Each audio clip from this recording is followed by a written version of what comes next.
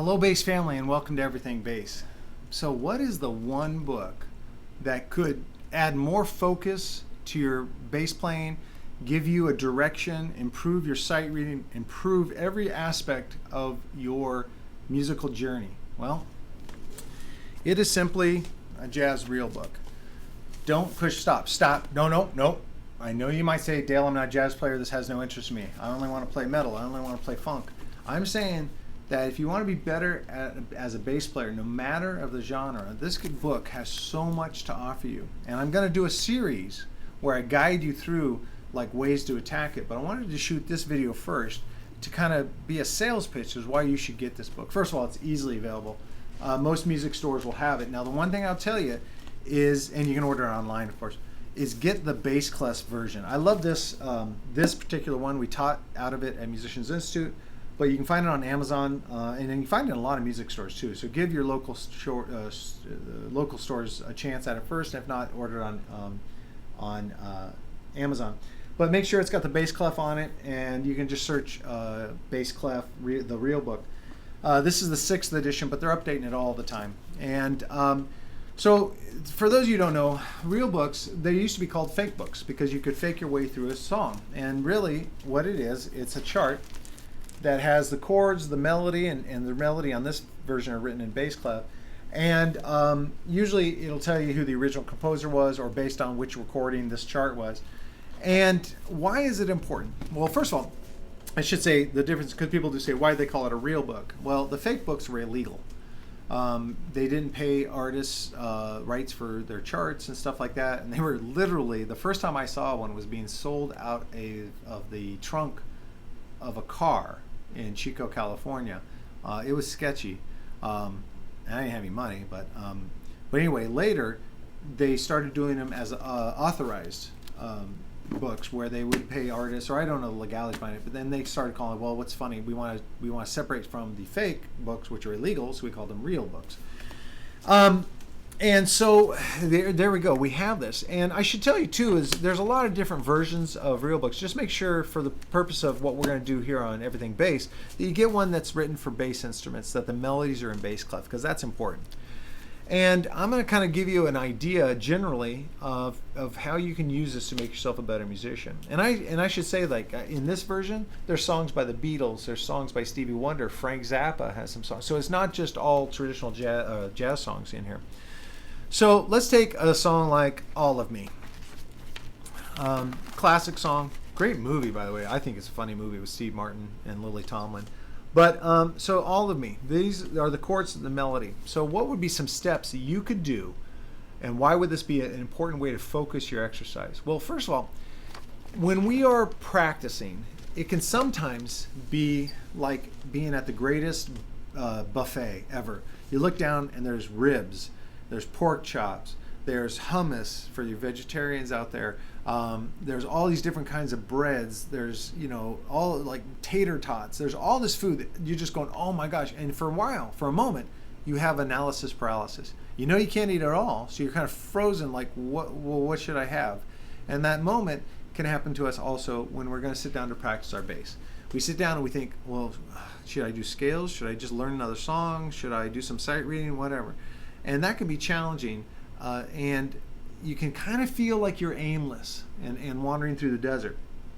So the reason I like what the real book can offer is you can, for a week, like what I used to do when I first got out of MI, there was just so much stuff at MI when I was a student, but when I graduated, I'd take a song like All of Me, and this would be my song for the week. Now, if you're a sight reading bassist, or you want to be a sight reading bassist, a lot of these are really easy, good sight reading. So the important part of developing to be a good sight reader is that you read every day. And so just reading through the melody, and this one's great because it gets you to kind of understand the feel of quarter note triplets. So you're doing through all this, it's really cool, you've got it. Then a really cool step, and I'm going to help you with this in future videos, is you analyze the note of the melody against the chord. Let's say, okay, for this first chord, it's a C6 chord, C major triad with a major 6 on top. The first note of the melody is a C. All right, wow, okay. So for this melody, which again, a melody is a solo, this player started, or the composer started with just the octave of C, and then goes to a G, and an E. So you look, okay, well, let's see what the G is. The G is the fifth, the E is the third. Wow, he just played down a major triad. So his beginning of his melody is literally, so here's the arpeggio, here's C6, and the composer just went octave, 5, 3. So why is that important? Why is this analysis important?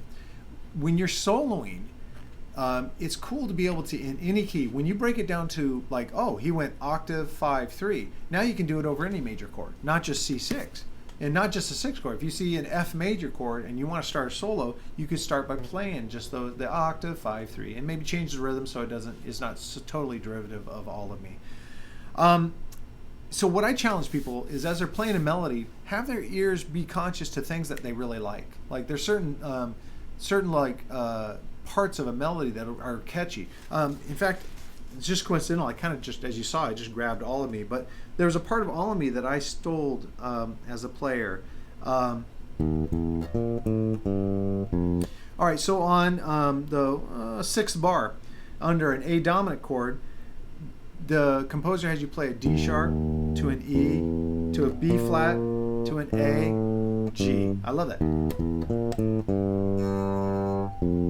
I stole that little thing. But how do I steal it? Well, I got to know why those notes. So we're on an A dominant chord, A, C sharp, E, G. Well, right away, D sharp is chromatic to the E. So it's chromatic to the fifth. So it's tension, release. So it's kind of a blues note. Well, it is a blues note. Then B flat. Man, B flat against an A7 chord. So you're playing a minor 9 or a minor 2.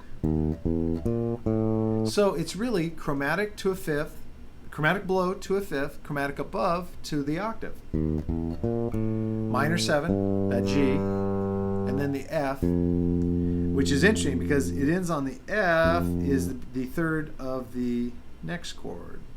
G, yeah, third.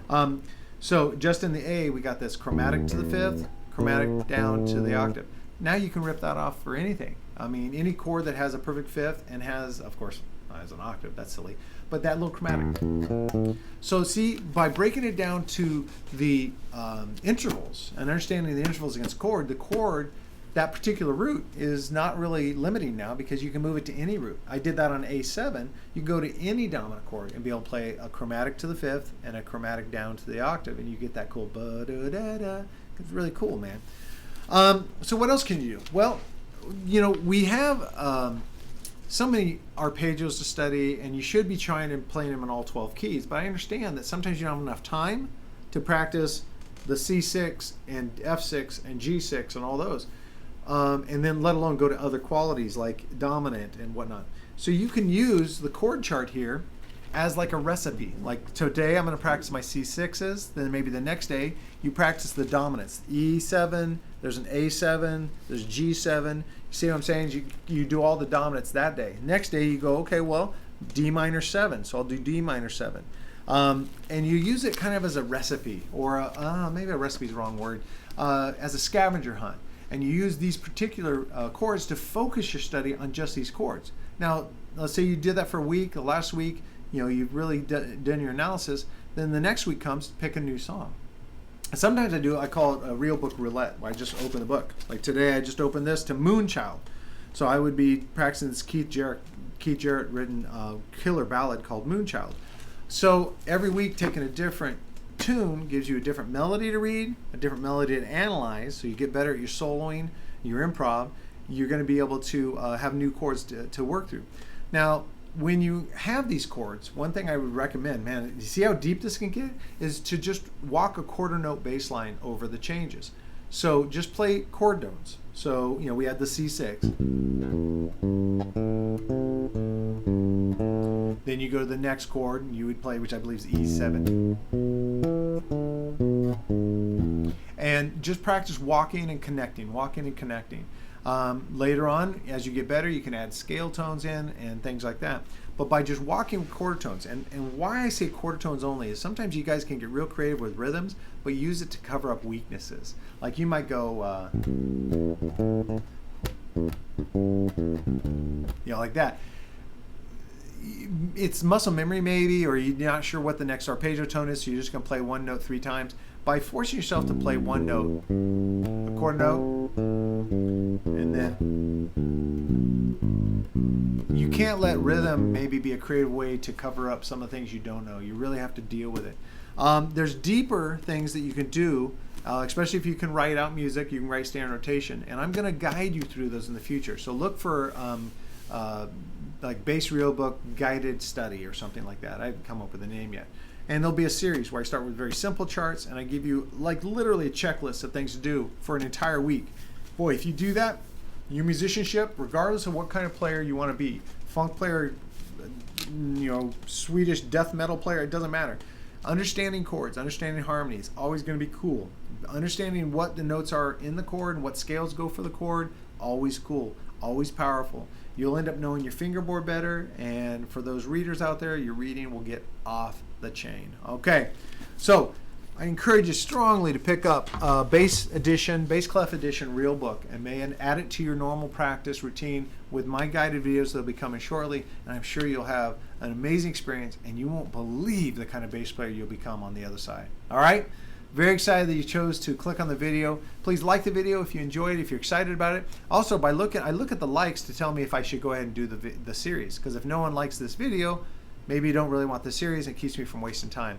In the comments below, give me an attaboy. If they're like, yes, this is what I want, let me know in the comments below, please. Because again, that kind of tells me what priority I should put this video. Should I put aside some other videos I've been working on and make sure that these are done every week instead of every 2 weeks?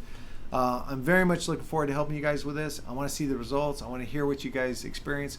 I love you guys so much. Thank you for the support you've given to Everything Bass, and I'll see you at a future video. Thanks.